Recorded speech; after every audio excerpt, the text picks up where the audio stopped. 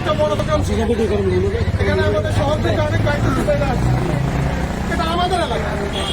আমরা জানি বিগত 17 বছরে এখানে আওয়ামী লীগের কিছু শয়তান সন্ত্রাস কিছু লোক ছিল। বিগত সময়ে কিন্তু এই এলাকার মধ্যে অনেক অত্যাচার নির্যাতন করছে। আমরা তাদের নাম আমাদের মুখস্থ আছে।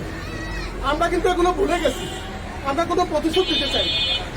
এখানে জামাতের প্রোগ্রামের মধ্যে এই ধরনের একটা ইফতার মাহফিলের মধ্যে কি হামলা করে জামাতের কর্মী আমাদের আলী আক্তার ভাই ছোট ভাই আকবরের উপরে যে হামলাটা করা হয়েছে, এটা কেন করা হয়েছে?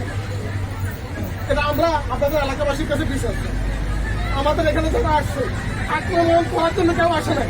এখানে যারা মুরব্বীরা আছে এলাকার, আমাদের সার্ভে সাহেব আছে, সমাধানের জন্য কথা হয়েছে। আমি আশা করি আমাদের কোনো পক্ষ এখানে কোনো চক্রচারিতে আমরা যাবেন না। সবাই আমরা ঠান্ডা শান্ত হন। ওদিক থেকে যারা আসছেন এখন আমরা চলে যাবো। এখানে মুরব্বী যারা আছে তাদের সাথে কথা বলবো।